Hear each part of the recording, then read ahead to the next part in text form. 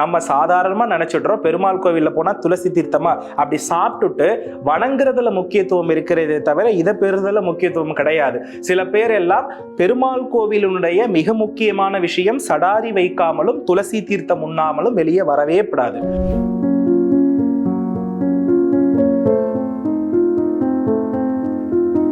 இந்த துளசி தீர்த்தம் எப்போதெல்லாம் அவசியம் என்றால், ஒரு குழந்தை படிப்பில் நினைவு திறன் அதிகமாக. இந்த கான்செப்ட் நான் கொண்டு வந்ததுக்கான முக்கியமான காரணமே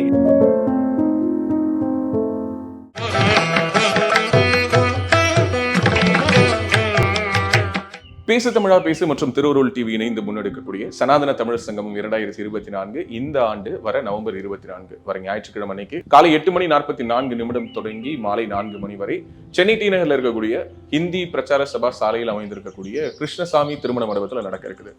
காலை தொடங்கி மாலை வரை நடக்கக்கூடிய இந்த நிகழ்வுல உங்க எல்லோருக்குமே மதிய உணவு அங்கு ஏற்பாடு செய்யப்பட்டிருக்குது. சனாதன தர்மம் தொடர்பாக மிக ஆழமான உரைகளை நிகழ்த்துவதற்கு எண்ணற்ற பேச்சாளர்கள் வர இருக்காங்க.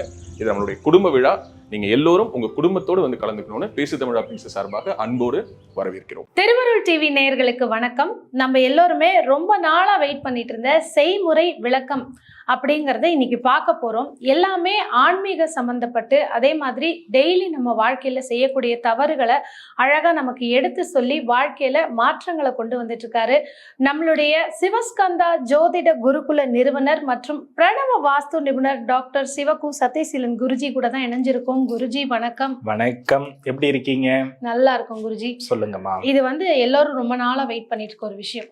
இன்னொரு இந்த இடத்துல நான் பதிவு பண்ண வேண்டிய ஒரு கடமை என்னன்னா, நிறைய பேர் இப்ப நம்ம அந்த யூடியூப்ல இருக்கிறதுனால சந்திக்கக்கூடிய ஒரு விஷயம், எல்லாருமே என்ன அப்படின்னா, உங்களுடைய இந்த செய்முறை விளக்கத்தை அவங்க வீட்டுல அப்ளை பண்ணி அதுல பெரிய மாற்றம் நாங்க பார்த்திருக்கோம், ரொம்ப நல்லா இருக்குன்னு சொல்லி வாழ்க்கையில் நிறைய மாற்றத்தை பார்த்திருக்கோம். நம்மளுடைய எல்லா பூஜை வீடியோ ஆகட்டும், நீங்க ஒன்னொன்னும் செய்து காட்டுறதாகட்டும், மாற்றங்களை கொண்டு வந்திருக்கு. ஸோ உங்ககிட்ட பர்சனலா நிறைய பேர் நன்றிகளை சொல்லியிருக்காங்க. என் மூலமா பார்த்துட்டு இருக்க நேயர்கள் நிறைய பேர் என்கிட்ட சொல்லியிருந்தீங்க. நான் சொல்லிட்டேன்.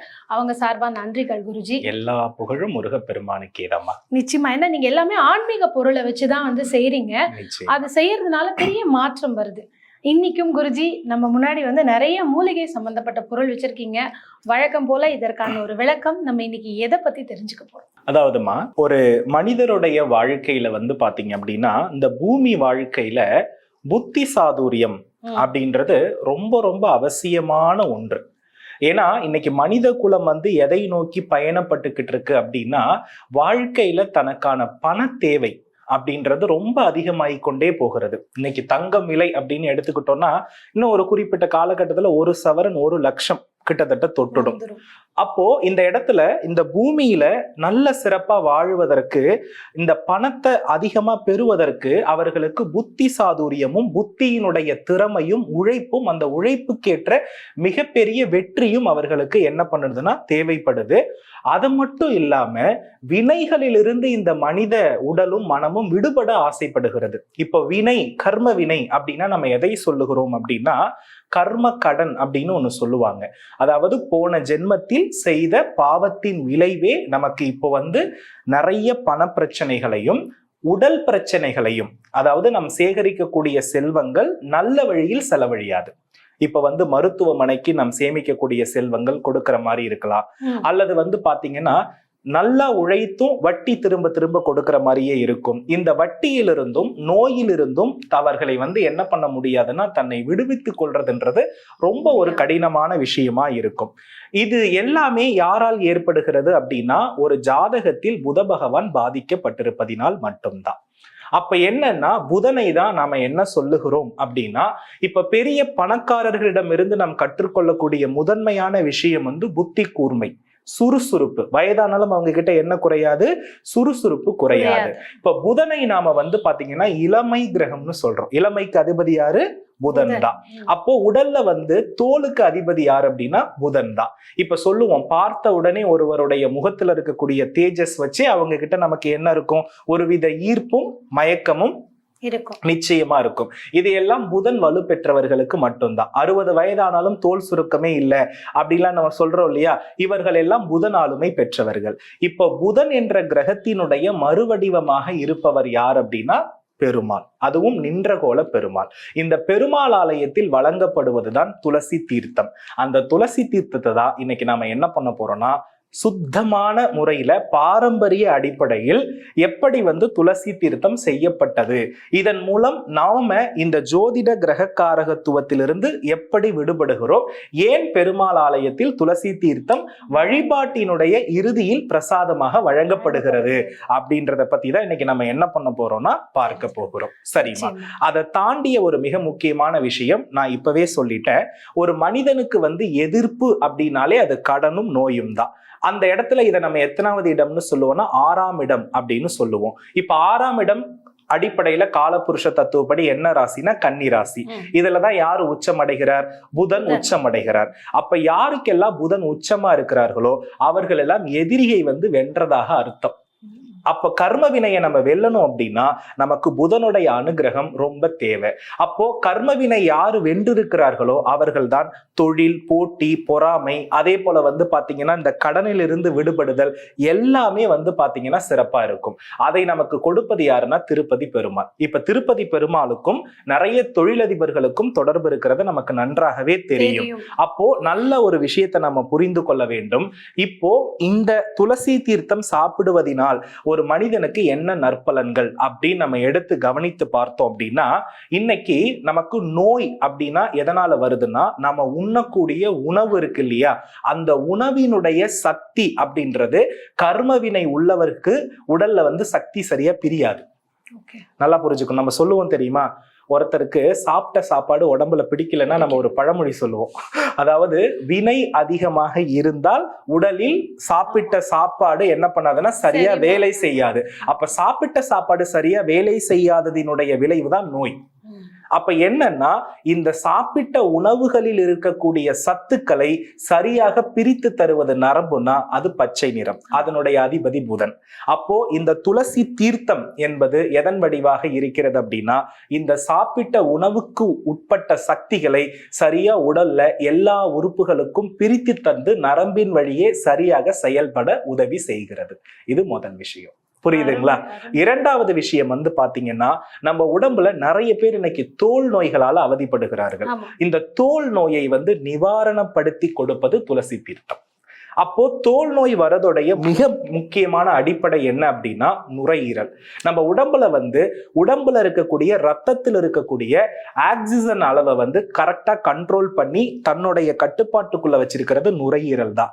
அந்த நுரையீரலை சுத்தப்படுத்துவது துளசி தீர்த்தம். அதுக்கு அடுத்தபடியா நம்ம உடம்புல பாத்தீங்கன்னா டீடாக்ஸ் பார்ட் அப்படின்னு 2 உறுப்புகள் இருக்கு. ஒண்ணு பாத்தீங்கன்னா கல்லீரல், இன்னொன்னு பாத்தீங்கன்னா கிட்னி.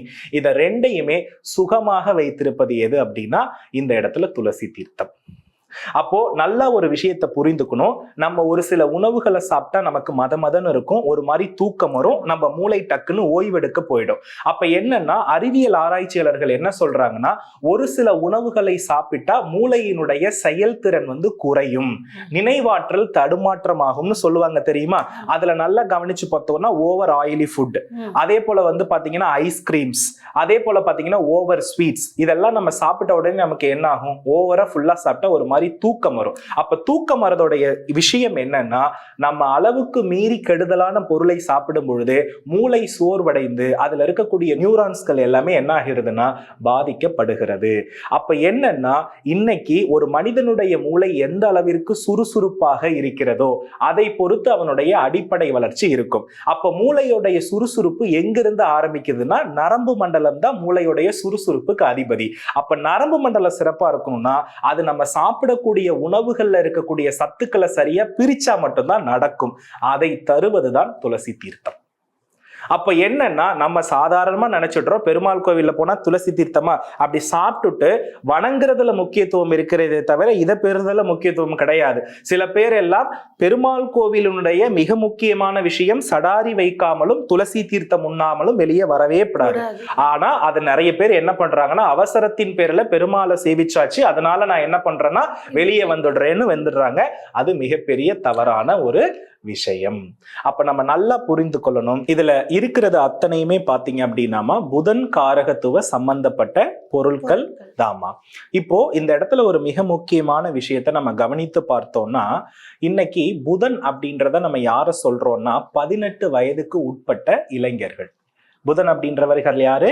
ஏன்னா அந்த 18 வயதுக்கு உட்பட்ட காலகட்டம் தான் டீனேஜ் டைம்னு சொல்லுவோம். அந்த டைம்ல அந்த ஸ்கின் டோனா இருக்கட்டும், அவர்களுடைய சுறுசுறுப்பு தன்மையா இருக்கட்டும், நினைவாற்றலா இருக்கட்டும், கிரகிக்கும் தன்மையாக இருக்கட்டும், புத்தி சாதுரியமா யோசிக்கும் திறனா இருக்கட்டும், இது எல்லாமே ஒரு மனிதனுக்கு தேவைதானே. வயது மூப்ப அதிகமாக இந்த சிந்தனை எல்லாம், இந்த குணங்கள் எல்லாம் யாருக்கு இருக்கிறதோ அவர்கள் தான் வாழ்க்கையில வந்து வியாபாரத்திலும் தொழிலிலும் வெற்றி பெறுகிறார்கள்.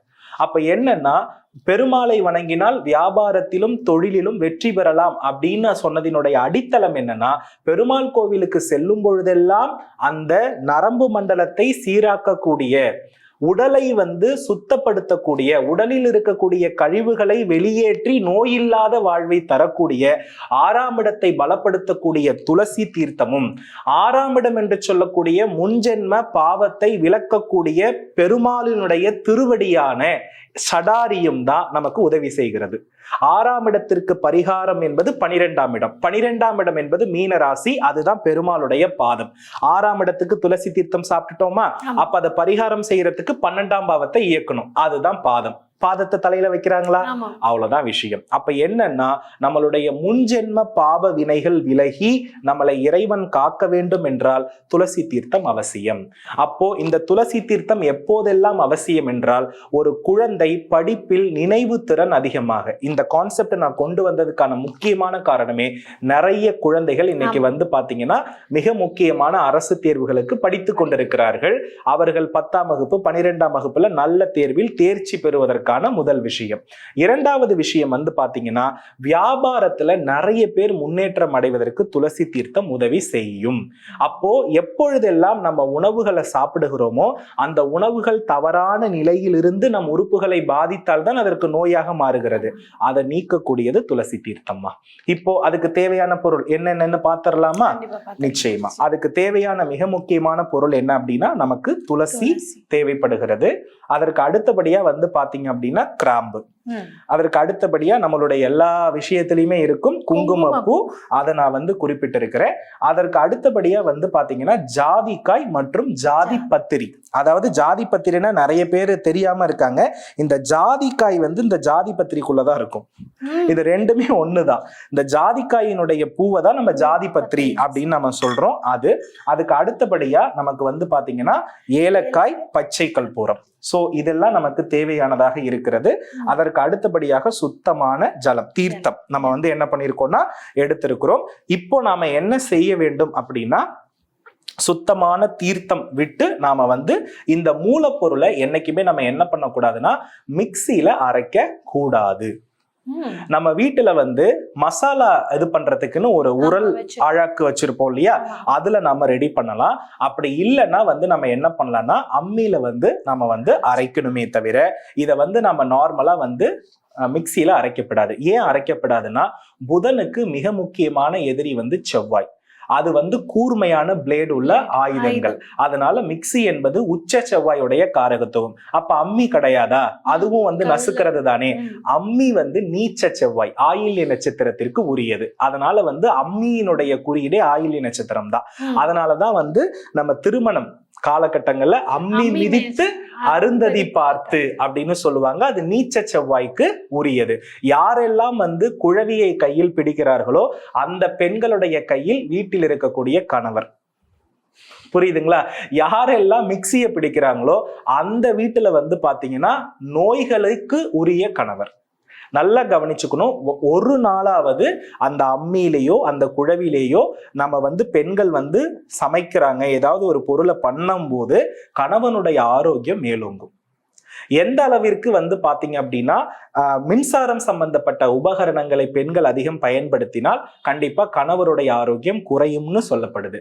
இப்ப இதுக்கு பெண்கள் மட்டும்தான் பண்ணுமா? ஏன் ஆண்கள்லாம் செய்யவே படாதா? தாராளமா பண்ணலாம். மனைவிக்காக மாவாட்டி தரதுல எந்த விதமான தவறும் கிடையாது. ஒரு காலகட்டத்துல அப்படிதான் இருந்தாங்க, நம்ம பார்த்திருக்கிறோம் இல்லையா? அம்மா அப்பா வந்து பாத்தீங்கன்னா குழவியில வந்து மாவாட்டுறத இன்னைக்கும் நான் கண்கூடாக கிராமப்புறங்கள்ல பார்க்கிறோம். அதுதான் ஒற்றுமையின் வெளிப்பாடு. இன்னைக்கு அப்படியே நல்லா கவனிச்சுக்கோங்கம்மா. அடிபாகம் பெண், அந்த குழவி வந்து ஆண். அதுல வந்து அடிபாகம் வந்து அசையாமல் இருக்கும், குழவி அசைஞ்சுட்டே இருக்கும். இது வந்து ஒரு 100 வருஷத்துக்கு முன்னாடி. அப்ப என்னன்னா அசையாமல் இருந்த அடிபாகம் பெண் ஓய்வாக இருந்தால், ஆண் வந்து சுத்திட்டு இருந்தாரு மேல் பாகத்துல. இப்போ அடிபாகம் அப்படியே ஸ்டேபிளா என்ன பண்ணுதுன்னா அடிபாகம் சுத்துது, மேல் பாகம் அப்படியே ஸ்டேபிளா இருக்கு. அப்ப கிரைண்டர். அப்ப நல்லா கவனிச்சுக்கோங்க, இன்னைக்கு ஆண்களை விட பெண்கள் சுத்துறதுக்கான சூழல்கள் கிரகத்தினுடைய காரகத்துவ வளர்ச்சியிலே நம்ம என்ன பண்ணிடலாம், கண்டுபிடிச்சிடலாம். அப்ப இந்த இடத்துல நிறைய விவாகரத்து நடக்குது, நிறைய பிரச்சனைகள் நடக்குது, ஆணுக்கும் பெண்ணுக்கும் ஒற்றுமை இல்லை. இது எல்லாமே ஒரு காலகட்டத்துல இந்த அம்மிக்கல் குழவிக்கல் லட்சுமி கடாட்சத்திற்கு சமமான நிலையில மதிக்கப்பட்டதுக்கான காரணம் இவ்வளவு ரகசியங்கள் தான். இதெல்லாம் இன்னைக்கு மாறுபடும் பொழுது, ஒரு மானிட பிறப்புல இன்னைக்கு ஆணும் தனியா இருந்து நான் வாழ்க்கையை பாத்துக்கிறேன், ஒரு பெண்ணும் தனியா இருந்தா என்னால சக்சஸா இருக்க முடியும் அப்படின்ற அளவுக்கு என்ன ஆகுதுன்னா சூழல்களை எடுத்து கொண்டு வந்து நிறுத்துகிறது. அப்போ இது எல்லாம் பாரம்பரியத்தை நாம் மறக்கிறோம், அதனால வாழ்க்கையில இருக்கக்கூடிய நிம்மதியை இழக்கிறோம். இப்போ நாம திரும்ப பாரம்பரியத்தை என்ன பண்ணிட்டு இருக்கோம், திருவருள் மூலமா கொண்டு வந்துட்டு இருக்கோம். அதனால இப்ப என்னென்ன பண்ணலான்றத பார்த்துடலாம். ஃபர்ஸ்ட் நம்ம என்ன பண்றோம்னா சுத்தமான தீர்த்தமா. குருஜி நீங்க எல்லாம் இந்த மாதிரி பொருள் வைத்திருக்கிறீங்களே, இந்த மாதிரி வெள்ளி பொருள் தான் வைக்கணுமா? இது வந்து நம்மளுடைய குருகுலத்துல இருக்கக்கூடிய சுவாமிக்கான விஷயங்கள். அவர்கள் வந்து நம்மளுடைய மக்கள் நிறைய நன்கொடை கொடுத்த விஷயத்த நான் காமித்திருக்கிறேன். அதுவும் பெருமாள் ஆலயத்துல பெரும்பாலும் வெள்ளி பொருள் தான் பயன்படுத்துவார்கள், அதனால வைத்திருக்கிறேனே தவிர உங்களுடைய விஷயத்துக்கு நீங்க மண்பாண்டத்தில் கூட இதை செய்யலாம். பித்தளை பண்ணப்படாது, செம்புல என்ன பண்ணலாம்னா பண்ணலாம். பித்தளையில ரொம்ப நேரம் வச்சிருந்தா வீணா போயிடும், அதனால காப்பர் நம்ம செம்புல தீர்த்தம் வச்சு செம்புல வந்து நம்ம பண்றது ரொம்ப நல்லது. இப்ப நம்ம சுத்தமான தீர்த்தத்தை விட்டுறலாமா?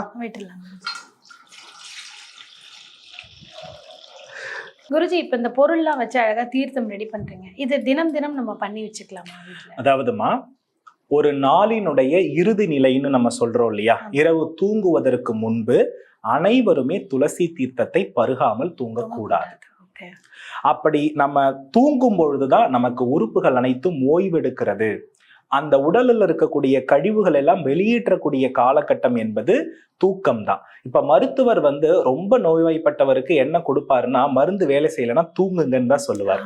அப்போ அந்த தூக்கம் என்பது யாருக்கு ஒருத்தருக்கு நல்லா வேலை செய்யும்னா, நம்ம உடம்புல இருக்கக்கூடிய இந்த டீடாக்ஸ் பார்ட் செய்யக்கூடிய உறுப்புகள் இரவு நேரத்துல ஓய்வெடுக்கிறவருக்கு மட்டும்தான் தூக்கம் வரும். அப்போ அந்த உறுப்புகளை வந்து ஓய்வெடுக்க செய்யக்கூடிய பொறுப்பு யாருக்கு இருக்குன்னா துளசி தீர்த்தத்துக்கு இருக்கிறது. அது போல காலையில உணவு முடித்ததற்கு பிறகு, ஒவ்வொரு முறையும் உணவு முடித்ததற்கு பிறகு துளசி தீர்த்தம் பருக வேண்டும். அப்போ காலையில கணவர் அலுவலகத்துக்கு போறாரா, குழந்தை வந்து ஸ்கூலுக்கு போறதா அப்படின்னா கண்டிப்பா துளசி தீர்த்தம் கொடுக்கணும்.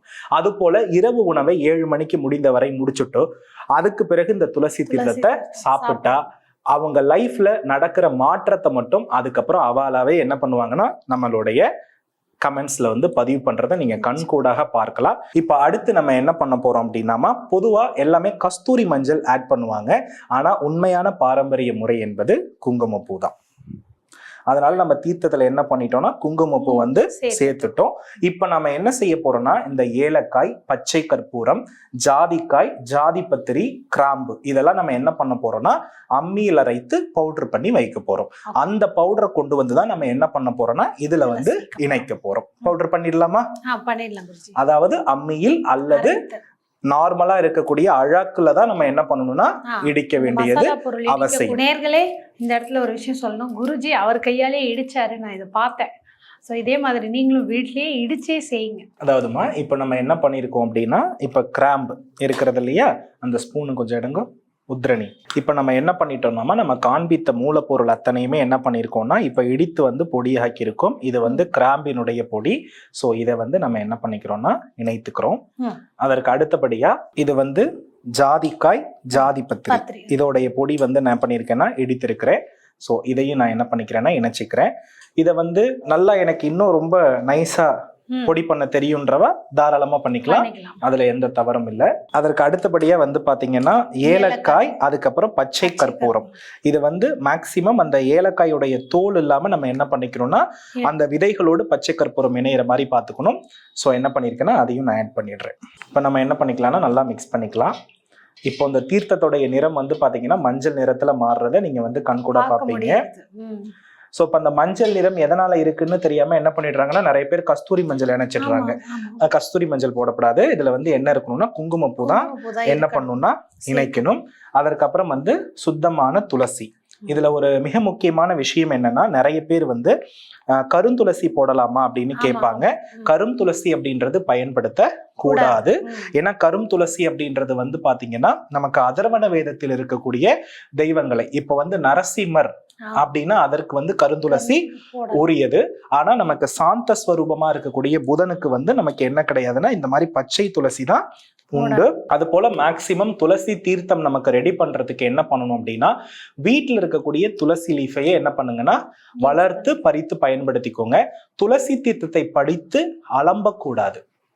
துளசி தீர்த்தத்தை ஆமா, அதாவது என்ன பண்ணக்கூடாதுன்னா நிறைய பேர் வந்து தண்ணீர் விட்டு அலம்பிடுவாங்க, அது மாதிரி கூடாது. துளசியையோ வில்வத்தையோ எக்காரணத்தை முன்னிட்டும் வீட்டில் வளர்க்கும் பொழுது என்ன பண்ணக்கூடாதுன்னா நாம வந்து அலம்பாமல் தான் என்ன பண்ணணும்னா அந்த இடத்துல பெருமாளுக்கு சமர்ப்பணம் செய்யறத நம்ம வந்து பண்ணணும். அப்போதான் அதற்கு வந்து என்ன கிடைக்கும்னா முழு பலன் என்பது கிடைக்கும். நிறைய பேர் எங்க கிட்ட அது வீட்டுல இல்ல, நாங்க கடையில இருந்து தான் வாங்கிட்டு வந்து வச்சு பண்றோம் அப்படிங்கிறவங்க அந்த மாதிரி அது ஆல்ரெடி அவாலவே என்ன பண்ணிடுவாங்கன்னா நிச்சயமா அலம்பிடுவாங்க. ஸோ அதனால அதை நம்ம ஒன்றும் செய்ய முடியாது. இப்ப நல்லா கவனிச்சுக்கிட்டீங்கன்னா அந்த நிறம் எந்த அளவுக்கு பெர்ஃபெக்டா இருக்கிறதுன்றது நமக்கு நன்றாகவே தெரியும். இதுதாமா துளசி தீர்த்தம். இப்ப நம்ம என்ன பண்ணணும்னா நம்ம வீட்டுல வந்து பஞ்சபாத்திரம்னு ஒண்ணு இருக்கும். இந்த பஞ்சபாத்திரத்துல நம்ம என்ன பண்ணிக்கிறோம்னா எடுத்து இணைத்து கொள்ள வேண்டும். இப்போ நம்ம வந்து ஒரு மனிதனுக்கு புதன் காரகத்துவத்தை நம் பிறப்பால் எப்பேற்பட்ட பாதிப்பு இருந்தாலும் அந்த புதனுடைய தன்மையை வந்து தெளிவாக்கக்கூடிய அத்துணை மூலப்பொருளையும் போட்டு நம்ம துளசி தீர்த்தம் ரெடி பண்ணியிருக்கோம். நல்லா கவனித்து பார்த்தா தெரியும் இது உண்மையிலேயே நமக்கு ஒரு டீடாக்ஸா இருக்குமா குருஜினா இருக்கும். இப்ப நல்லா கவனித்து பாருங்க, மூக்கடைப்பு அதே போல நெஞ்சில சளினா அதற்கு பச்சை கற்பூரம் பயன்படுத்துவாங்க இல்லையா? அதே போல நம்மளுடைய குளியல் பொடி, ஸ்கின்னை வந்து பிரைட்னிங் பண்ணக்கூடிய பொடிகள்ல கட்டாயமா என்ன இருக்கும்னா இந்த குங்குமப்பூ, அதற்கு அடுத்தபடியா இந்த பச்சை கற்பூரத்தினுடைய கலவை, ஏலக்காயினுடைய கலவை இருக்கும். பெருமாளுடைய அதாவது அபிஷேகத்திற்கு வந்து இந்த பொருள் இல்லாமல் அங்க எதுவுமே என்ன பண்ணாதுன்னா இருக்காது. இந்த துளசி தீர்த்தத்தை நாம் பெறும் பொழுது சில முறைகள் இருக்கிறது. பெண்கள் பெறும் பொழுது முந்தானையை வந்து அடியில வைத்து நம்ம என்ன பண்ணோம்னா இப்படி சின்முத்திரை, இப்படி சின்முத்திரை வைத்து நம்ம என்ன பண்ணோம்னா அந்த துளசி தீர்த்தத்தை பெறணும். கையில் பெறணும். கை என்பது இந்த இடத்துல உச்ச புதனை குறிக்கும். சோ அதனால கையால பெறணும். அது போல ஆண்கள் வந்து துளசி தீர்த்தம் பெறும் பொழுது கட்டாயமாக கழுத்துல போட்டிருக்க அங்கவஸ்திரம் இருந்ததுன்னா பண்ணலாம். இல்லைன்னா ஒரு கர்ச்சீஃப் இருக்குன்னா அந்த கர்ச்சீஃப்ல நம்ம இப்படி அடிபாகத்துல வச்சுதான் நம்ம என்ன பண்ணணும்னா துளசி தீர்த்தத்தை வாங்கணும். துளசி தீர்த்தம் வாங்கி இந்த சின்முத்திரையோட நம்ம என்ன பண்ணணும்னா பருகணும். பருகிட்டு நிறைய பேர் பண்ற தவறு தலையில் தேய்ப்பார்கள், அது கூடாது. துளசி தீர்த்தம் என்பது முழுமையாக பருகவே தவிர அது வந்து புரோக்ஷனம் பண்ண கிடையாது. எச்சில் பட்டுட்டு நமக்கு தலையில அதை வந்து வைக்கவே கூடாது.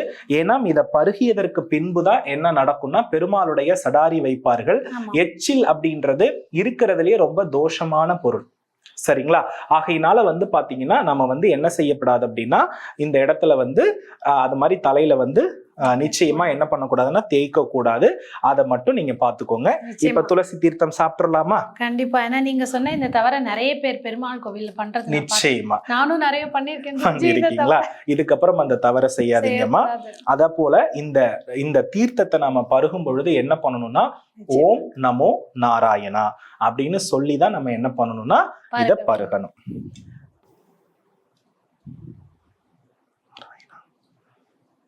நமோ நாராயணா. அருமை குருஜி. அந்த கோவிலுக்குள்ள, பெருமாள் கோவிலுக்குள்ள போனாலே இந்த தீர்த்தத்தோட வாசனை அதை தாண்டி அந்த ஒரு தீர்த்தத்தை குடிச்சாலே நமக்கு ஒரு டைஜஷன் ஆன மாதிரி ஒரு ஃபீல் இருக்கும். நிச்சயமா இந்த நான்லாம் 2-3 தடவை வாங்கி பருகி இருக்கேன். இதை வந்து டெய்லி வீட்லயே நம்ம பண்ணிக்கலாங்கும் போது அருமையான. இதுல நல்லா தெரிஞ்சுக்கணுமா, அதாவது புத்தி சாதுரியம் வேணும்னா துளசி தீர்த்தம் வேணுமா. புதன் கிரகத்தை தேடி நம்ம எங்கேயோ ஓடுறோம், ஆனா புதன் கிரகத்துடைய சுருக்கிய வடிவமே இதுதான். நல்லா கவனிச்சு பாருங்க, புத பகவானுடைய நட்சத்திரம் எங்க இருக்கிறதுனா நீர் ராசியில தான் இருக்கிறது. அதாவது கடகத்துல ஆயில்யமாகவும், விருச்சகத்துல வந்து கேட்டையாகவும், மீனத்துல வந்து ரேவதியாகவும் இருக்கிறது. அப்ப நீருக்குள்ளதான் புதன் என்ன பண்ணிட்டு இருக்காரு, ஒளிஞ்சிட்டு இருக்காரு. ரங்கநாதன் எங்க படுத்திருக்கிறார், பள்ளி கொண்டிருக்கிறார் கடல்ல. அப்ப என்னன்னா புதனை வந்து நம்ம வசீகரிக்கணும்னா நீரினுடைய தன்மையில் தான் நம்ம வசீகரிக்க முடியும். அதை தருவது துளசி தீர்த்தம். இந்த துளசி தீர்த்தம் என்பது விரத காலகட்டத்தில் மட்டும் பயன்படக்கூடியது அல்ல, அசைவ உணவு உண்டால் மட்டும் தவிர்த்து கொள்ள வேண்டியது அவசியம். ஏன்னா அது ரொம்ப பவித்திரமான ஒரு விஷயம். அதனால வந்து கட்டாயமா நல்லா நீங்க கவனிச்சு பார்த்தோம் அப்படின்னா சைவம் வைணவம்னு 2 இருக்கிறது. இப்ப சைவ நிலையில வேத பாடங்கள் இருக்கிறது, வைணவத்தில் இருக்கிறது. சைவத்தை விட வந்து பாத்தீங்கன்னா வைஷ்ணவாஸ்ல இருக்கக்கூடிய வேத மந்திரங்கள் ரொம்ப கடினமானது. அதை வந்து மனனம் செய்யறது வந்து அவ்வளவு எளிமையான விஷயம் இல்லை. ஆனா அதுல இருக்கக்கூடியவர்கள் திவ்ய பிரபந்தம் இதெல்லாம் வந்து கண்ணை மூடிட்டு பாடுவாங்க. அத்துணை ரகசியமும் துளசி தீர்த்தம் தான். அப்ப என்ன அப்படின்னா ராமானுஜர் நமக்கு தெரியும், அவர் வந்து ஒரு வைஷ்ணவர். அவருடைய அறிவுக்கு அவங்க அம்மா கொடுக்கக்கூடிய இந்த துளசி தீர்த்தம் தான். ஏன்னா அவர் நம்ம ஒரு கும்பகோணம், அதனுடைய அடித்தளத்துல என்ன நடக்கிறதுன்றது நமக்கு நன்றாகவே தெரியும். ஆகையினால இந்த துளசி தீர்த்தம் எவர் ஒருவர் எல்லா வயதுகளிலும் சாப்பிடுகிறாரோ அவருக்கு நோய் இல்லை, சுறுசுறுப்புண்டு, தெளிவுண்டு, சிரிப்புண்டு, வினைகளிலிருந்து விடுபடக்கூடிய நிலை உண்டு. அப்பேற்பட்ட பொக்கிஷத்தை, நம் பாரம்பரியத்தை யாரும் இனி மறக்க வேண்டாம். அனைவரும் பயன்படுத்துவோம். முருகப்பெருமான் அருளாலும் நாராயணனுடைய அருளாலும் நீண்ட ஆயுளையும் நிலையான செல்வத்தையும் பெறுவோம். அருமை குருஜி. எப்போதும் போல இந்த ஒரு பதிவும் ஒரு முத்தான பதிவு. ஏன்னா இது வீட்லயே செய்யலாம், டெய்லி நம்ம குழந்தைகளுக்கு சாப்பிடலாம், நம்மளும் சாப்பிடலாம். உடலுக்கு எவ்வளவு நல்லது. முக்கியமா புதன் கிரகனை ஆக்டிவேட் பண்றோம் நம்ம. இது நீங்க ஸ்ரீ சக்கரத்துல வச்சிருக்கிறது தான் இன்னும் வந்து விசேஷமான ஒரு விஷயம். நிச்சயமா இந்த மாதிரி டெய்லி நம்மளும் வந்து சுவாமி கிட்ட ஸ்ரீ சக்கரம் நிச்சயமா வைக்கலாமா, நிச்சயமா வைக்கிறது ரொம்ப நல்லது. ஏன்னா வந்து பாத்தீங்கன்னா ஐஸ்வர்ய கோலம், அதுக்கு பேரே ஐஸ்வர்ய கோலம் தான். அதுல ஸ்ரீம் என்பது லக்ஷ்மியினுடைய பீஜம். ஏன்னா பெருமாள் எங்க இருக்கிறாரோ அங்க தாயார் இருக்கணும். நான் பெருமாளை தனியா பிரிச்சு வைக்கல, தாயாரோட என்ன பண்ணிருக்கேன்னா இணைத்து வைத்திருக்கிறேன். அதுதான் அதனுடைய தாத்பரியம். ஆனா புதன் கிரகம் வந்து பயங்கரமா வேலை செய்யுமா. என்னை பொறுத்தளவுல நிறைய ஜோதிட நூல்கள், பல ஆராய்ச்சிகள் இதெல்லாம் படித்து ஒரு சுறுசுறுப்பாக, அதை தாண்டி நிறைய பேர் நீங்களே சொல்லியிருக்கீங்க குருஜி என்னதான் பண்றாரு, எப்படி அவருடைய ஃபேஸ் அவ்வளவு தேஜஸா இருக்கு அப்படின்றத நிறைய பேர் கேட்டிருக்காங்க. அதற்கு பின்புலத்தில் துளசி தீர்த்தமே. அருமை குருஜி. உங்களோட ஒவ்வொரு பதிவுமே பாத்தீங்கன்னா ஆன்மீக ரீதியாக நமக்கு வந்து ஒரு அறிவுரை கொடுக்குது. இதுதான் நீங்கள் வந்து வீட்லயே இந்த மாதிரி விஷயங்கள் செஞ்சு உங்களுடைய வாழ்க்கையை மாத்திக்க முடியும். நம்ம உடலையும் நம்ம வந்து கட்டுக்குள்ள வச்சு நம்ம நல்ல ஆரோக்கியமா இருக்க முடியும். ஏன்னா நிறைய பேர் உங்களுடைய பதிவுகளை போட ஆரம்பிச்ச இந்த ஒரு 5 மாதத்துல இப்போ நிறைய பேர் வந்து எனக்கு ஆஃபீஸ்லயும் அப்ரோச் பண்ணி சொல்லியிருக்காங்க, ஃபோன் கால்ஸ் மூலமாக சொல்லியிருக்காங்க. குருஜியோடைய எல்லா வீடியோவுமே வந்து, அதுவும் நீங்க இந்த மாதிரி ப்ராக்டிக்கலா பண்ணி காட்டக்கூடிய வீடியோ எல்லார்கிட்டையும் ரொம்ப பிடித்த ஒரு வீடியோவா தான் இருக்கு. நேயர்களே, இதே மாதிரி அடுத்த ஒரு காணொளியில நீங்க எதிர்பார்க்குற மாதிரி ஒரு வித்தியாசமான விஷயம் வீட்லயே நம்ம செஞ்சு எப்படி அழகா வந்து ஜெயிக்க முடியும் அப்படிங்கிறத பத்தி பார்க்கலாம். அதாவதுமா இது மட்டும் நல்லா கவனிச்சுக்கணும், வாக்கு சித்தியில உள்ளவாளுக்கு இது ரொம்ப நல்லது. இந்த வாய் வைத்து தொழில் பண்றாங்க இல்லையா, அவங்க எல்லாருக்குமே துளசி தீர்த்தம் மிக சிறப்பு. இந்த சோம்பேறித்தனமா என் குழந்தை வீட்டுக்குள்ளேயே அடைஞ்சு கிடக்குன்றவாளுக்கு 3 வேளையும் கொடுத்துருங்க. எவ்வளவு மாற்றம் நடக்குதுன்றத மட்டும் பாருங்க. ரொம்ப டயர்டா இருக்கு, ரொம்ப என்னன்னு அடிச்சு போட்ட மாதிரி இருக்கு, இப்படி சொல்றவங்க அனைவருக்குமே துளசி தீர்த்தம் சிறந்த அருமருந்து.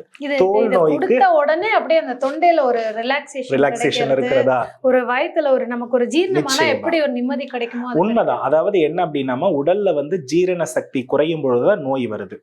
அதனாலதான் வயதான பெரியவர்கள் பெருசா உண்ண மாட்டார்கள். நம்மளாம் இன்னைக்கு கண்ணாப்பண்ணு சாப்பிட ஆரம்பிச்சிட்டோம். அதனால அதற்கு நிவாரணம் அளிக்கக்கூடிய இந்த துளசி தீர்த்தத்தை அனைவரும், குறிப்பாக நம்ம வீடியோவை நிறைய ஜோதிட பெருமக்கள் பார்த்துட்டு இருக்காங்க, ஜோதிடராக இருப்பவர்கள் பார்க்கிறார்கள்.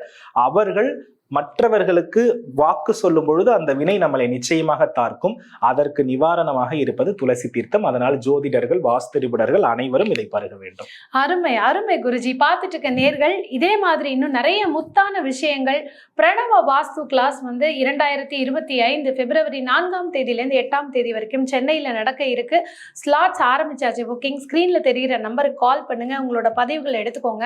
5 நாள் வாஸ்து மட்டுமே அல்ல, வாழ்க்கைக்கு தேவையான நிறைய விஷயங்கள் நீங்கள் குருஜிக்கிட்டேன்னு கற்றுக்கலாம். ஒரு நிமிடம் கூட கேட்குறவங்களையோ அங்கே வந்து இருக்கிறவங்களையோ சலிப்பு தட்டாமல் இன்ட்ரெஸ்டிங்காக கிளாஸை கொண்டு போய் 5 நாள் கழித்து அவங்க வெளியில் வரும்பொழுது வாழ்க்கையில் எவ்வளோ தெளிவோடு வந்தாங்கன்றத கடந்த கிளாஸில் நம்ம பார்த்தோம்.